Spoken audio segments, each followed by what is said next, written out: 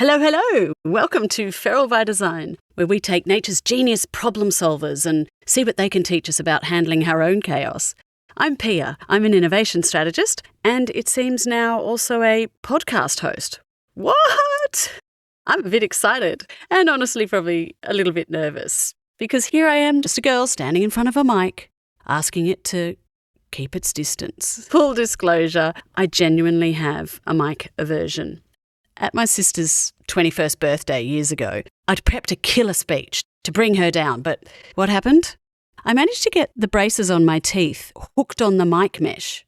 So Mum was holding the mic and wasn't looking at me. I turned my head and click.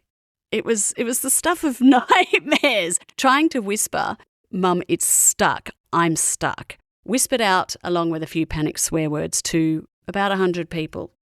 So forgive me, it's taken a while to stand up in front of one again.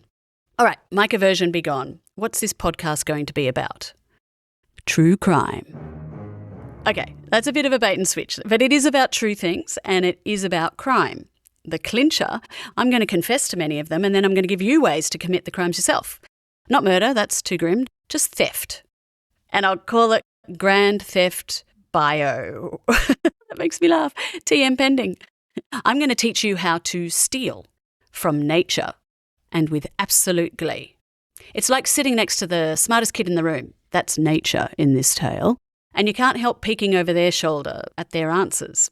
Because here's the thing, nature's had the solutions long before we even thought to call them problems. For instance, Velcro. That's a pretty famous one. That's just burrs being annoyingly clingy back in 1941 on a pair of socks. Or self-repairing building materials, if you've heard of those. Mussels worked that out eons ago.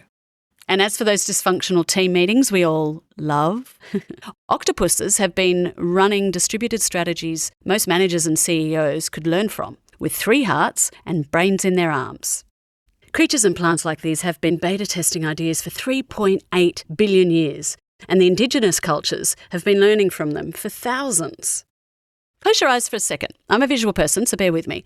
Picture half the world's entire human population. That's how many years nature has been designing. 1 person for each year.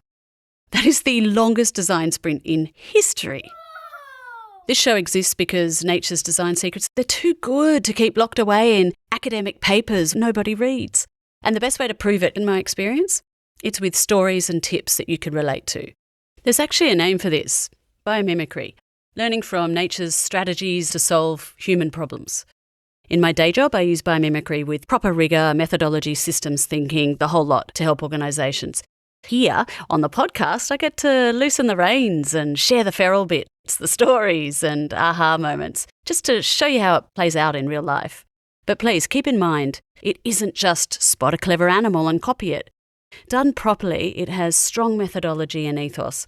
And the more we learn from these incredible plants and critters and systems, the more we want to protect them, right? And protect the ecosystems that they and we are part of nature, all depend on. Now, a quick signal. If you're already deep into biomimicry, yay! This isn't some kind of methodology course or whatever. Think of this podcast as like a tasting plate.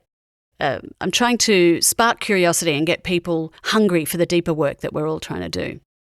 I realised how little people knew about biomimicry when I caught up with an old boyfriend for lunch. This is years ago. I told him I was doing, postgrad study in biomimicry and how it really opened my eyes and I loved it. And I just remember he said, "Oh my God, that's great. I've always thought you'd be brilliant at mimicry and stand-up comedy." What? That's the moment when I realised, if someone who knows me thinks biomimicry is a Marcel Marceau style, miming gig for laughs, maybe the field needs better translators. The field itself is incredible. I love it. But it's still pretty foreign here in Australia. So I wanted to make something accessible, playful, and always anchored in real research. And you know what? I guess if this podcast fails completely, I can always try stand-up, right? As for why I've called it Feral by Design, I know feral is sometimes used to convey something that's gone awry or it's out of control or it's invasive. But biologists use feral to mean in a wild, untamed state. And feral animals often adapt so quickly they regain those traits lost in domestication. So they become smarter, sharper, quicker, more fit for purpose. And sometimes even bigger brained. And that's the spirit of this podcast. Untaming our thinking so we can adapt in smarter ways and maybe, grow ourselves some bigger brains along the way, who knows. So here's what you can expect. Weekly episodes of 10 to 15 minutes. Some weeks it's a creature with a strategy you can steal. Other weeks a surprising invention that you've probably used without realising that its roots are in nature's designs. All of this wrapped up in relatable human chaos, paired with nature's elegant genius. Some strategies might click instantly for you, which is great. Others might sit quietly, buried in the synapses there until you need them, like cicadas underground, just waiting for that right moment to ta-da! Who knows, you might walk away with a tip or two. You might just have a sense of total awe at nature's cunning. Either way, that will make me happy. So if you're curious about what beavers can teach us about boundaries, or why octopuses might run better teams than the most of us can, or how other unlikely creatures navigate challenges that we also face, come join me. Episode 1 is up next. What beavers can teach us about boundaries. Nature owns the patent, and we get to copy it. I'm Pia. This is Feral by Design. Let's go steal some genius.